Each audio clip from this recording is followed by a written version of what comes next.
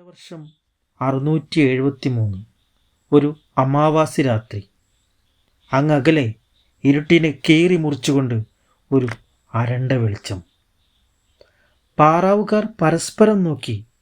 ഒരാൾ പറഞ്ഞു, ആരാണാവോ ഈ അമാവാസി രാത്രിയിൽ? ആ വെളിച്ചവും നോക്കി അവർ അവിടെയിരുന്നു. റാന്തൽ വിളക്കിൻ്റെ അരണ്ട വെളിച്ചത്തിൽ അയാൾ തൻ്റെ കാളവണ്ടിയിൽ നീങ്ങിക്കൊണ്ടിരുന്നു. ചുറ്റും വിജനമായ സ്ഥലം. കോരിത്തരിപ്പിക്കുന്ന ഇളം കാറ്റിനൊപ്പം മൂങ്ങയുടെ സ്വരവും അയാളെ വല്ലാതെ ഭയപ്പെടുത്തി. ആ കാളവണ്ടിയിൽ അയാൾ സാവധാനം നീങ്ങിക്കൊണ്ടിരുന്നു. നിൽക്ക് നിൽക്ക് നിൽക്ക്! പാറാവുകാരുടെ ഒച്ച കേട്ടാണ് അയാൾ ഉണർന്നത്. നിങ്ങൾ എങ്ങോട്ട് പോകുന്നു? ആ പാറാവുകാരൻ അയാളോട് ചോദിച്ചു. ഇത് പള്ളുപ്പട്ട, തിരുവിതാംകൂർ രാജ്യത്തിൻ്റെ അതിർത്തിയാണ്. കപ്പം കൊടുത്തിട്ടേ ഇങ്ങോട്ട് പ്രവേശനമുള്ളൂ, ഒരു പാറാവുകാരൻ പറഞ്ഞു. നിങ്ങൾ എങ്ങോട്ടാണ് പോകുന്നത്? അവർ വീണ്ടും അയാളോട് ചോദിച്ചു. ഈ അരിയും സാധനങ്ങളും പറവൂർ ചന്തയിൽ കൊണ്ടുപോയി വിൽക്കാനുള്ളതാണ്. അങ്ങോട്ട് പോവുകയാണ്, അയാൾ അവരോട് പറഞ്ഞു. പാറാവുകാർ പരസ്പരം നോക്കി. ഒരാൾ അയാളോട് പറഞ്ഞു, നീലീശ്വരം കടന്നു വേണം നിങ്ങൾക്ക് അങ്ങോട്ട് പോകുവാൻ. ഈ രാത്രിയിൽ അങ്ങോട്ട് പോകണമെന്നുള്ളത് നിർബന്ധമാണോ?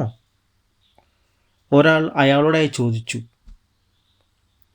ഇപ്പം പോയാലേ സമയത്ത് അവിടെ എത്തുകയുള്ളൂ, അയാൾ അവരോട് പറഞ്ഞു. കപ്പം കൊടുത്ത് യാത്രാവയാൻ നേരം ഒരാൾ അയാളോടായി പറഞ്ഞു, ഈ രാത്രി സഞ്ചാരം അത്ര നല്ലതല്ല. എന്തു വന്നാലും രാത്രിയിൽ എവിടെയും ഇറങ്ങി നിൽക്കരുത്. അത് നിങ്ങളുടെ ജീവിതത്തിന് അപായമുണ്ടായേക്കാം. അയാൾ തൻ്റെ കാളവണ്ടിയിൽ യാത്ര തുടർന്നു. ഏറെ നേരം കഴിഞ്ഞപ്പോൾ അയാൾക്ക് നല്ല ദാഹവും വിശപ്പും തോന്നി. കാലിയായ പാത്രം നോക്കി അടുത്തെവിടെയെങ്കിലും നദിയുടെ ശബ്ദമുണ്ടോ എന്ന് അയാൾ ചെവി കോർത്തു. കുറേ നേരം കഴിഞ്ഞപ്പോൾ ഒഴുക്കുന്ന നദിയുടെ ശബ്ദം കേട്ട് അയാൾ കാളവണ്ടി ഇടത്തോട്ട് തിരിച്ചു. അങ്ങനെ അയാൾ കുറേ ദൂരം സഞ്ചരിച്ചു.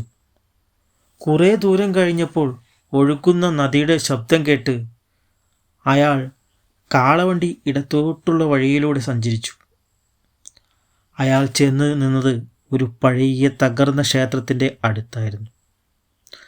അയാൾക്ക് വല്ലാത്ത ഭയം തോന്നി. അയാൾ കാളവണ്ടിയിൽ നിന്നും പതുക്കെ ഇറങ്ങി. നദിയിലേക്കുള്ള വഴി എവിടെയെങ്കിലും ഉണ്ടോ എന്ന് അയാൾ അന്വേഷിച്ചു.